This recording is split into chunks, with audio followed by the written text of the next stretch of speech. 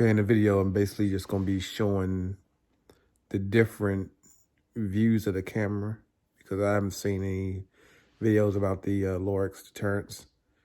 So I want to go ahead and post it since I have them. They do pretty good as far as, video quality and motion and everything like that.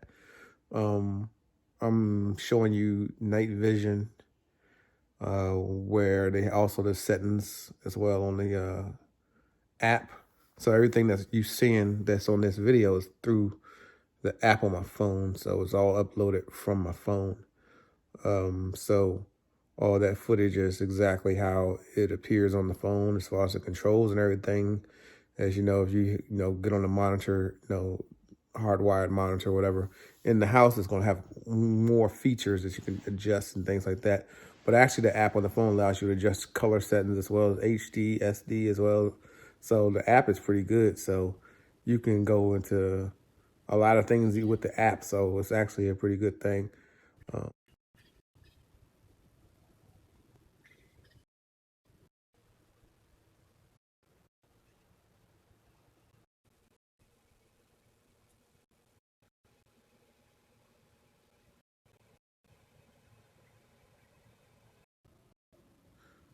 I'm showing here where the camera reading the tag at night. You're not really getting a good, clear view of the tag at nighttime. You get a better view of the tags during the daytime.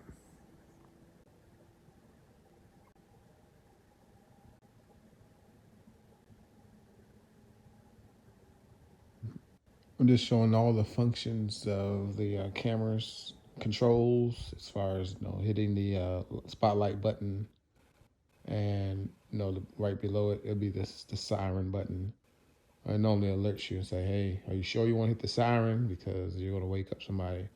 But the siren really isn't that loud. I mean, I've hit the siren numerous times, and it's not loud enough to wake anybody up. It's just loud enough to, like, if someone's outside and it's like really no noise going on, then they'll hear it and they'll think maybe it's an inside intrusion alarm or something, like, your house alarm going off. But I'm just showing the different function and how, each of the spotlights, how much light it lights up around the area. So when you have the night vision going on, you can still see, the brightness of the camera light when you hit the spotlight. So just two little lights on there that shines pretty bright when somebody walks up on them, or if you see them, doing something in your yard or coming up to your yard, you can shine them with the light real quick, and they'll get a pretty good, clear view of that person. So that's all.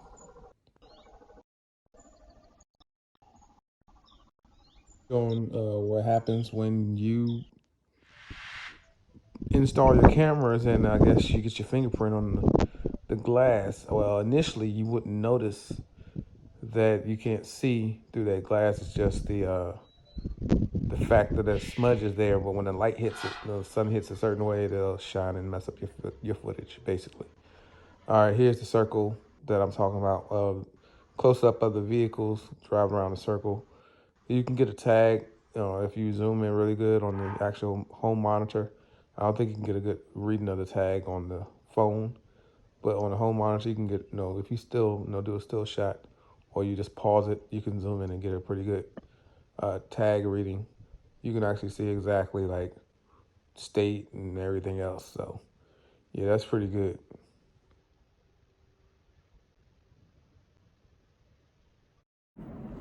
I wanted to add that the cameras, as if you look at how I zoom in on the tags, the cameras do read tag numbers during the daytime.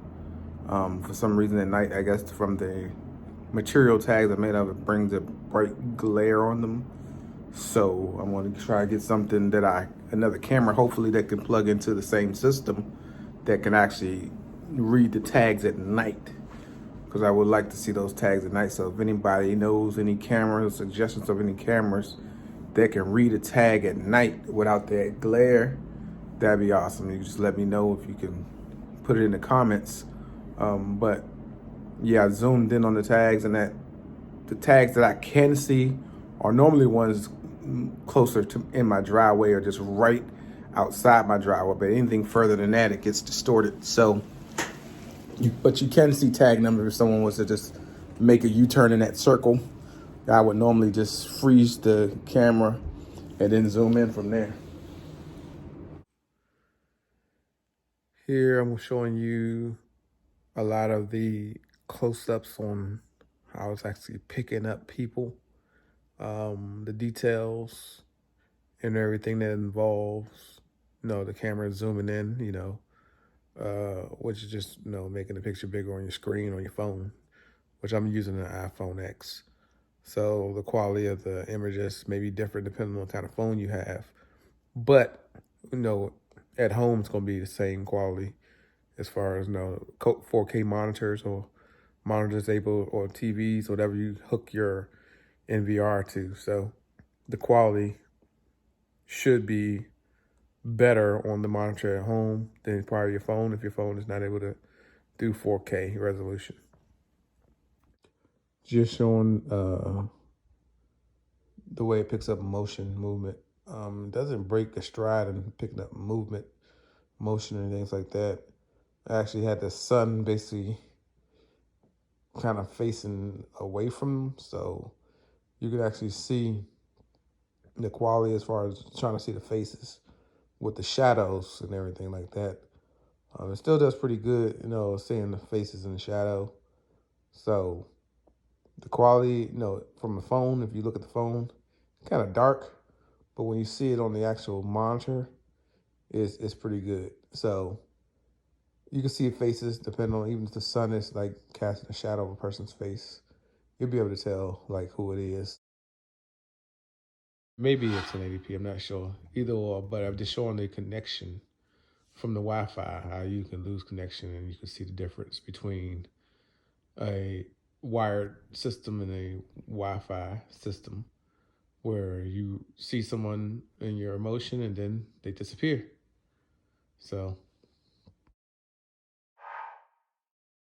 recording more on the controls, the app, just letting you see what the app does, you know, all the controls, the buttons and everything like that.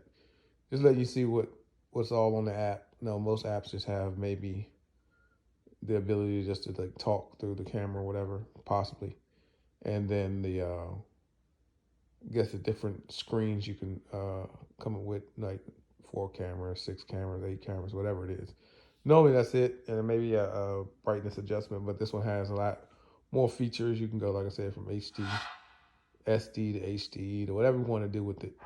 I'm just basically trying to show you that. That's all. Just basically how it looks on substream. You can always change the substream from a lower quality to a higher quality so that you get 4K on your substream. It just takes more bandwidth or data or whatever.